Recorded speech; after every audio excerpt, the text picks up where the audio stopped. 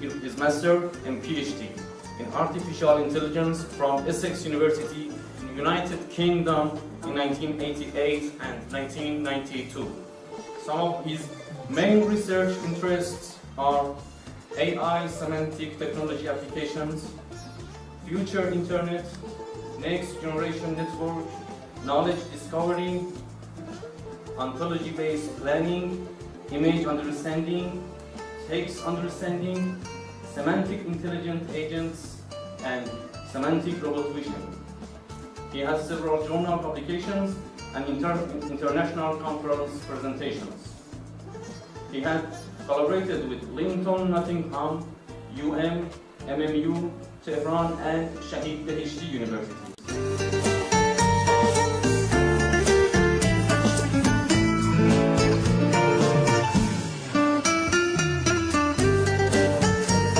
Knowledge and intelligence.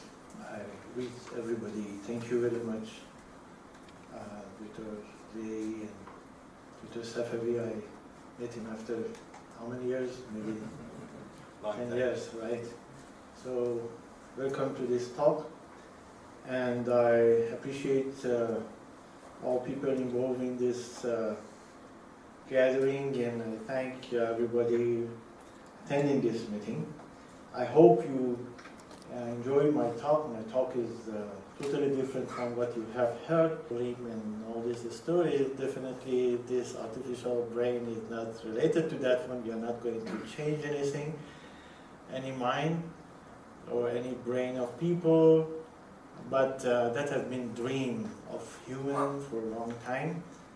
And I remember when people ask me, why did you study artificial intelligence? I say, when you lose your leg, you go for artificial leg. So I lost my mind. I lost my intelligence, so that's why I was looking for artificial one. But now I'm looking for artificial brain, so still I have some. Anyway, this project is my hobby, my passion. I've been working on this idea maybe in the last 15 years. My first question started, what is owl or wisdom? And then I was thinking that, all right, what is artificial intelligence? What is intelligence? What is creativity? What is mind? There are so many what is in my question. And then I started to think about all aspects related to this one. And the first time I heard about artificial intelligence, I was 14. I was member of youngest member of space society. It was belonged to a magazine named Faza and Space at that time.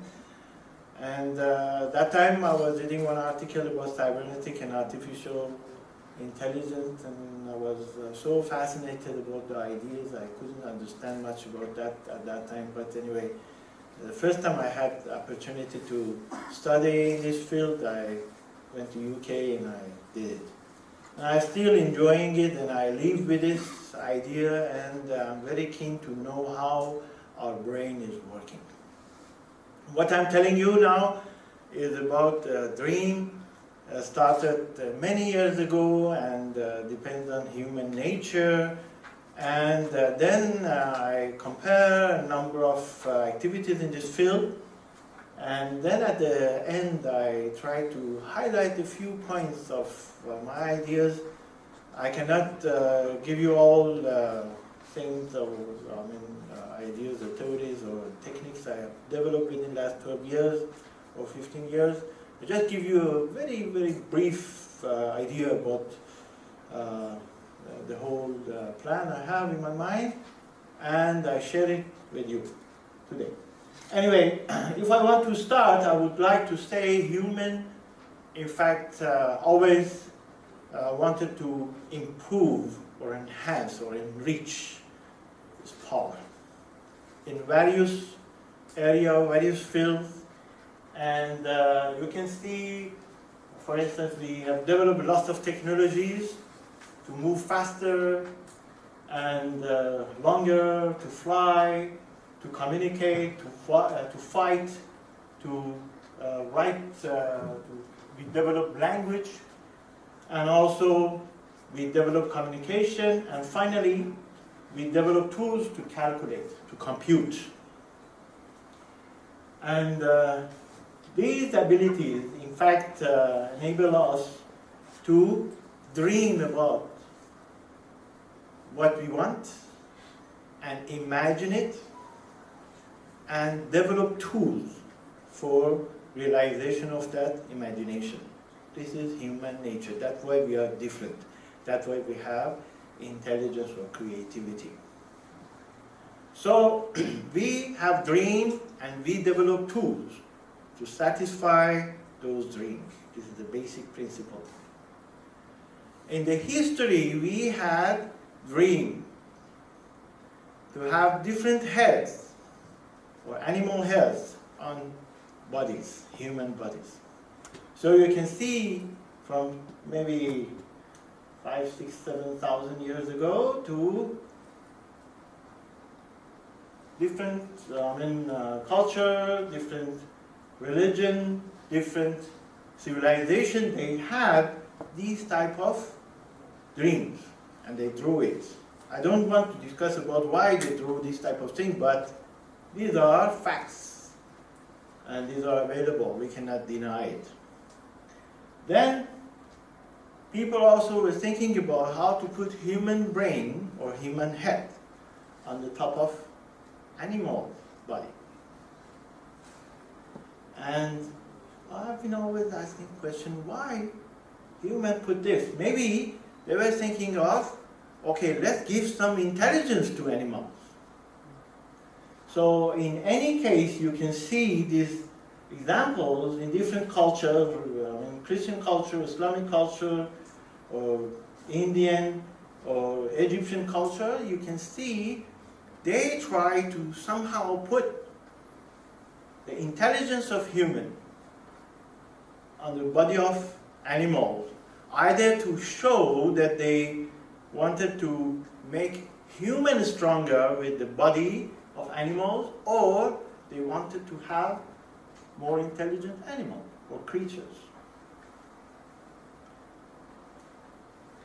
Then they moved to a little bit more complex creatures in the arts, from 8,000 years ago to 3,000 years ago and more. So you can see always human was thinking about some creatures different from human, but intelligent, but creative, but powerful. So this had been dreamed since 10,000 years ago. Why? That's a big question. Why? I can argue with that about this story for hours and hours. But anyway, this is the basic questions. Up to early 20th century and late 19th century, different engineers try to materialize this dream. Before that, of course, they had technology to build statues and so on, with painting.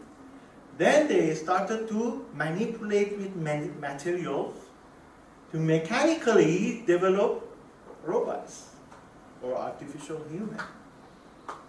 So this one, for instance, is 1920, the first time in one play, screenplay in Czechoslovakia, the writer of this play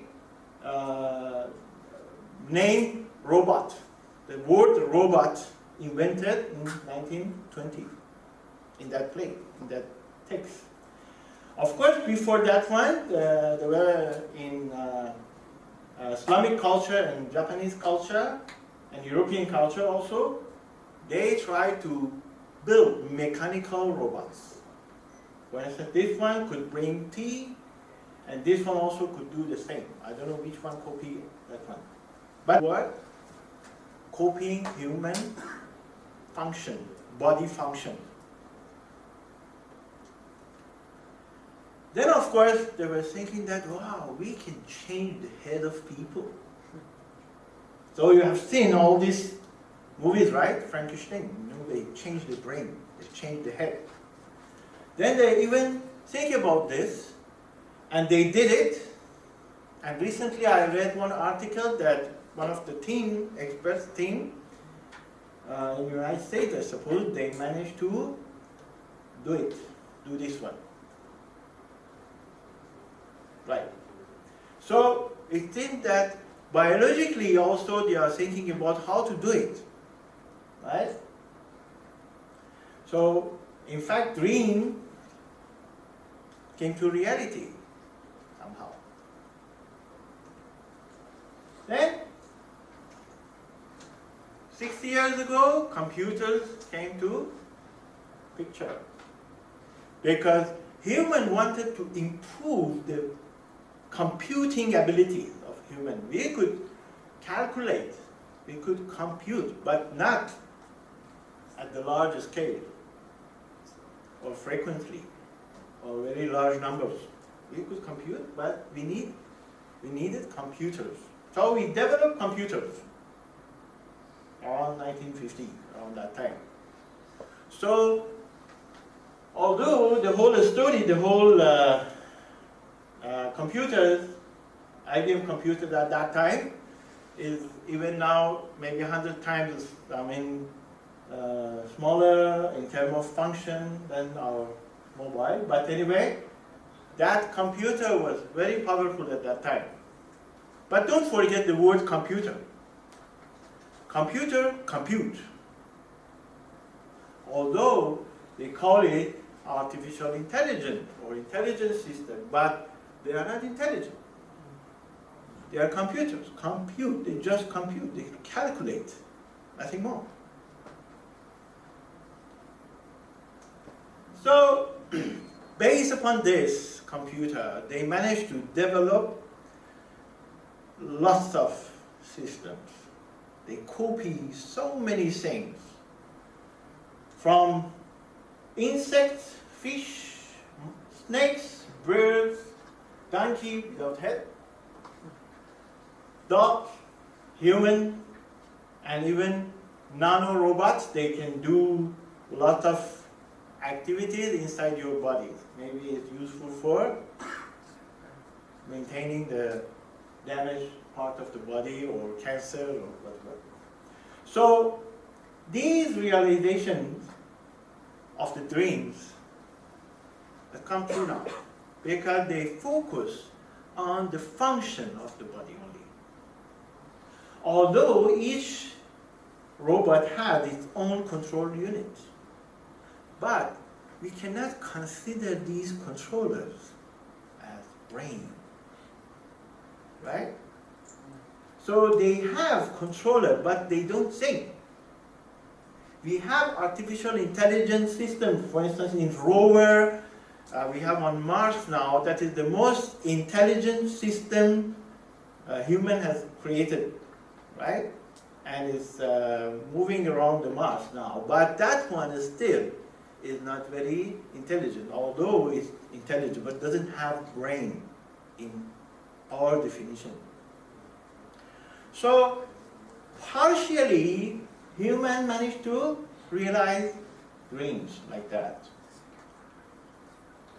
And also they managed to be very precise, very accurate, very effective to do so many things that human can do, right?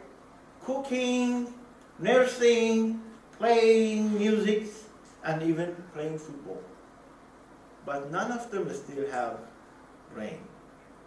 They are just doing predefined actions and very small interaction with the environment. Although they do decision making, but these decision makings are not very complicated. So we don't call it intelligence yet, in my definition. Then another step towards speaking robot. Yes, speaking is very intelligent act, talking.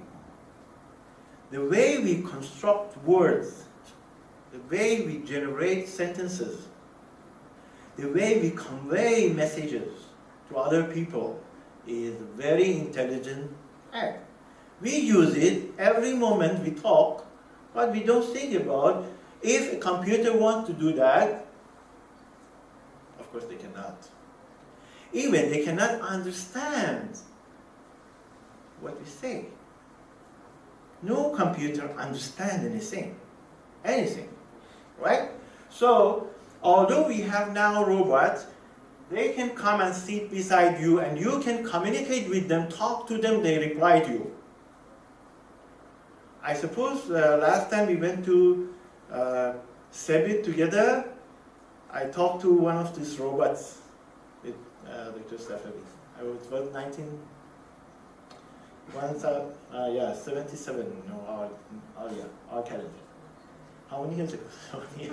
Yes, I talked to a robot, but I asked a few questions. He could answer, I mean the system, not he, I don't know, but he could answer through database, he could analyze my sentences and reply accordingly. But when I asked a few questions in a recursive manner, I knew how the system was working, so system collapsed after 5 questions, because whatever he answered, I said, why? And he had to find an answer. So after 5 times, system collapsed. And the guy who was designing this said, why? What did you do? No, I said, don't worry, I know how the system is working.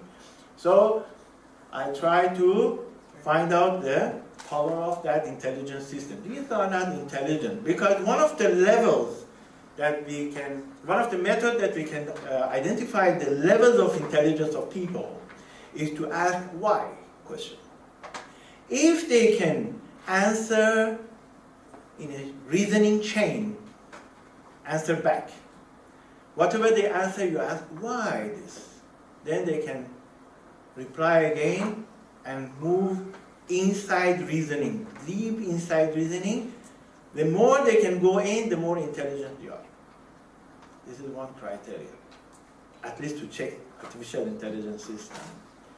Right, so you can see these beautiful robots with a very nice mechanical movement, eye movement, they can see, they can do, but they don't understand.